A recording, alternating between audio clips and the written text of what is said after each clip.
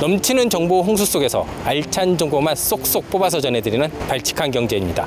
저는 유면석입니다. 제가 오늘은 스튜디오가 아닌 야외에 처음 나왔습니다. 저도 오랜만에 진짜 야외에서 이런 거 하려니까 되게 어색한데요. 제가 지금 나와 있는 곳은 충남 아산에 있는 하나 에어로스페이스 공장 앞입니다. 오늘 발칙한 역경 시간에 여기를 좀 소개를 해드리려고 왔습니다. KF-21 보라매가 초도 비행에 성공을 했었잖아요. 그러면서 이제 우리나라가 자체 기술로 개발한 전투기를 소유할 수 있게 됐습니다. 제 생각에는 굉장한 의미가 있는 것 같습니다. 사실 전투기를 만들 수 있는 나라도 별로 없고요. 2차 세계대전 이후에 독립한 여러 나라들이 많잖아요. 그 여러 나라 중에 유일하게 전투기를 자체 개발한 나라가 어디가 있을까요? 바로 우리나라밖에 없습니다. 그렇다면 제가 왜 오늘 여기 와 있냐? 이 전투기의 가장 핵심이 뭘까요? 여러 가지가 있을 수 있는데요. 많이 했어. 그래서 뭐니 해도 전투기 일단 기동성이 좋아야 되잖아요. 빨리 달리려면 엔진군을 한번 봐야죠. 그래서 그 엔진을 만드는 여기 하나 에어로스페이스에서 안에 내부도 좀 보여드리고 이러기 위해서 저희가 좀 긴급하게 나왔습니다.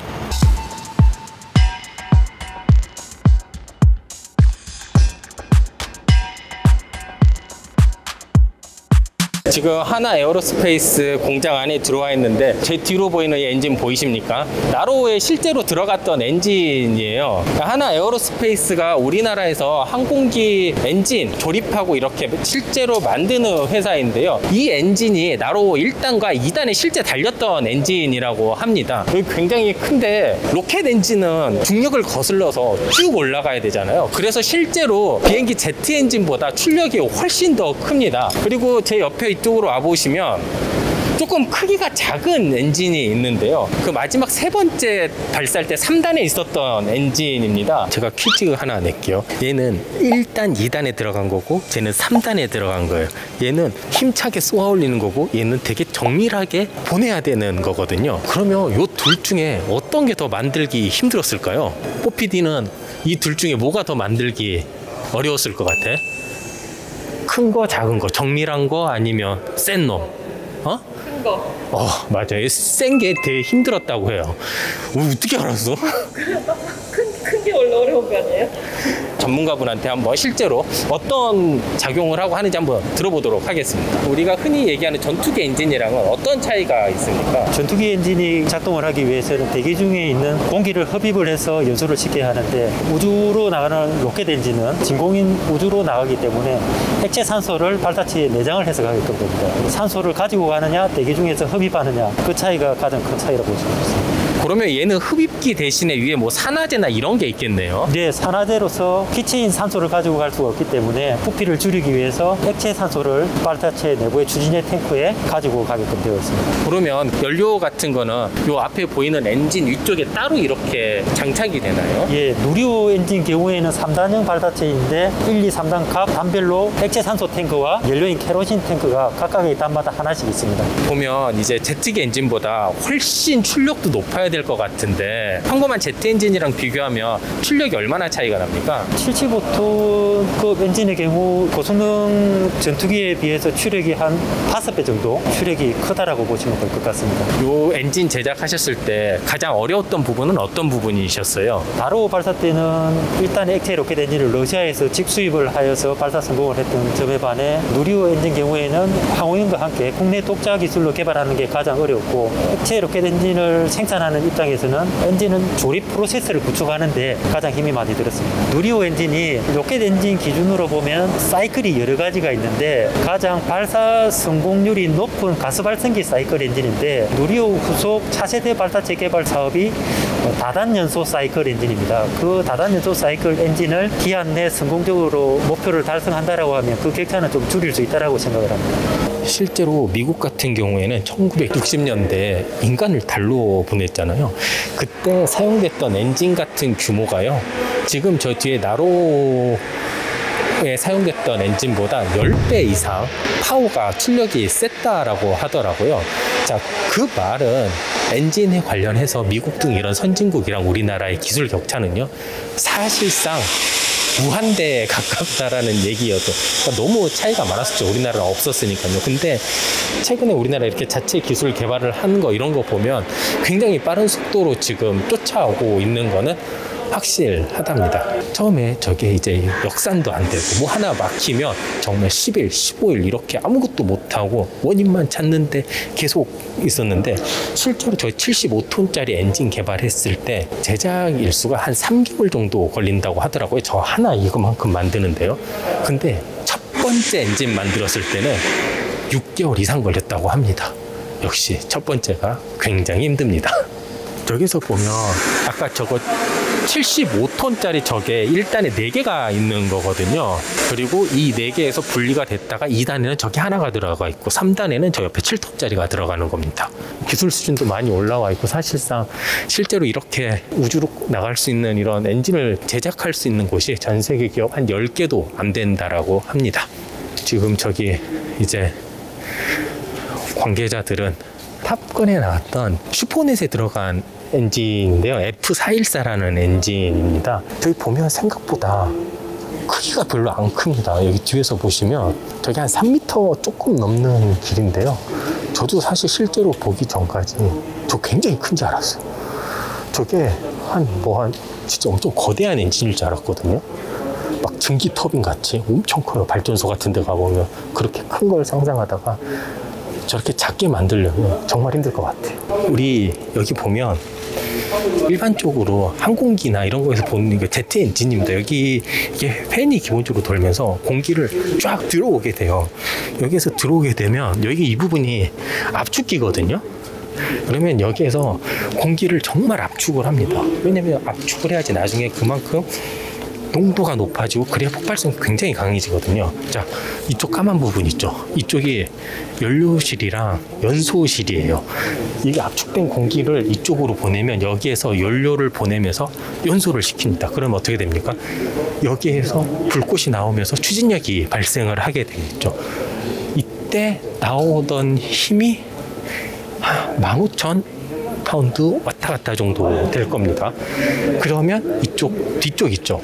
여기 뒤쪽에 보면 이게 이제 애프터버닝이라고 해가지고 뒤쪽에 연료를 한 번 더 분사를 해서 태운 걸 한 번 더 태우는 거예요. 추진력에 추진력을 더하기 위해서 이쪽에서 하면 여기에서 받았던 기존 추진력의 50% 정도량의 더 힘이 더 생긴다고 합니다. 그렇게 해서 더하면 이 모델은 22,000파운드 정도의 출력을 가지게 되는 겁니다. 그렇다면 22,000파운드의 출력을 가지고 초음속인 마하 1.6에서 1.8 정도의 속도가 나오게 되는 겁니다. 그리고 이 엔진 자체가 우리나라 T50, FA50에 들어가는 F404 모델 엔진이랑 되게 그 모델 기반으로 그대로 나온 거예요. 그렇기 때문에 우리가 이 엔진을 그대로 만약에 기술 개발해서 사용하거나 이 엔진을 단 KF21 보라매를 사용했을 때 이점은 뭐냐? 유지 보수가 생각보다 조금 더 좋을 수 있다라는 거예요. 왜냐면 F404 엔진 모델을 기본으로 왔기 때문에 예를 들어 유지 보수 영향을 조금만 더 보강을 한다면 네, 충분히 이거 우리 공군이 유지할 때 조금 더 유리하게 할 수 있을 거로 생각이 됩니다. 쪽이 보여지나요? 요 안에 보시면 저기가 그거 나오는 거예요. 저기에서 연료가 한 번 더 나와서 한 번 더 타는 시스템이 저겁니다. 저거. 네. 오, 저도 실제로 보는 건 처음이네요.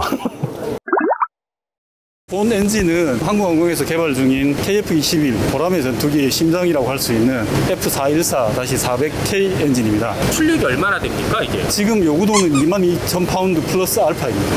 그러면 01 정도 크기의 전투기랑 비교하면 엔진 출력이 높은 건가요? 예, 동급으로 비교를 하자면 유로파이터의 EJ200 엔진이 2만 파운드급이고요. 그리고 그 라팔에 장착되는 M88 엔진이 17,000파운드입니다.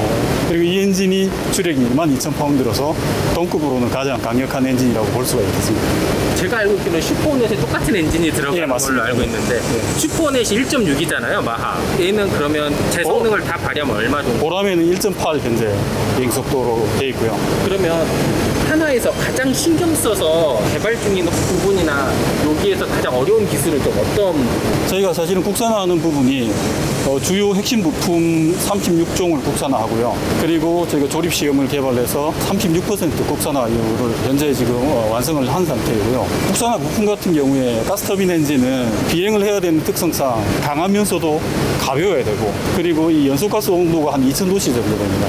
극강의 온도를 견뎌야 되는 그런 특성을 갖고 있기 때문에 사용되는 소재들이 전부 다 소위 말하는 초화금입니다.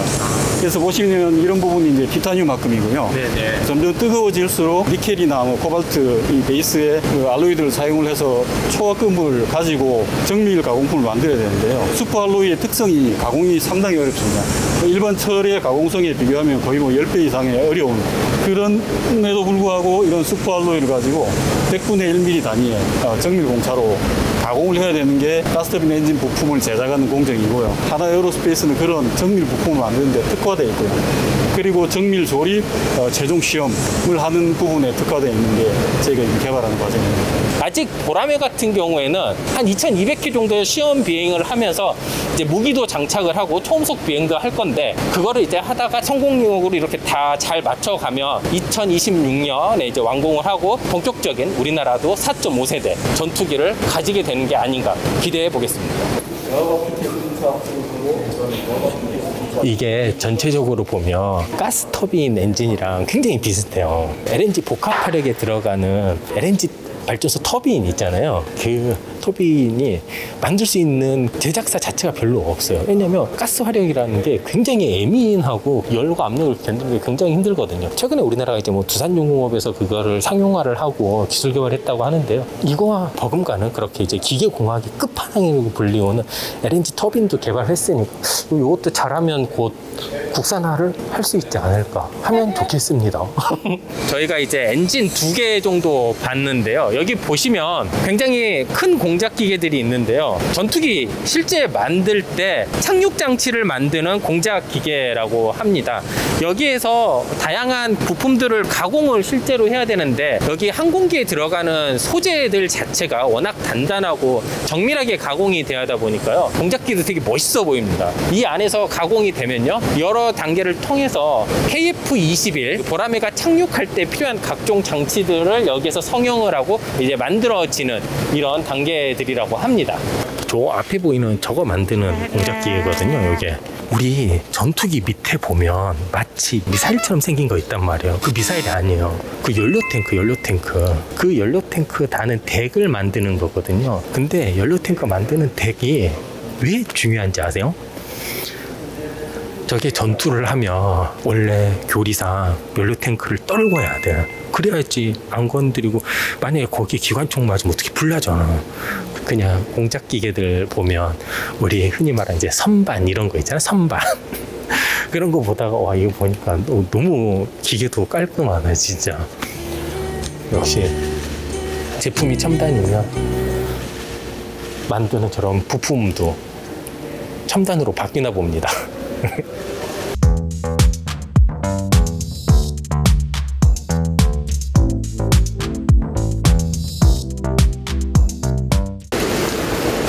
저게 미사일이 아니야. 저게 연료탱크, 외부 연료탱크. 여러분 딱 보시면 되게 미사일처럼 생겼잖아요. 미사일이 아닙니다. 외부 연료탱크입니다. 저기 보면 마치 이렇게 딱 잡고 있는 것처럼 되어 있잖아요. 저게 전투가 실제로 벌어지게 되면요, 연료탱크를 떨어뜨릴 겁니다. 왜냐면 기동에 더욱더 용이해야 되니까요.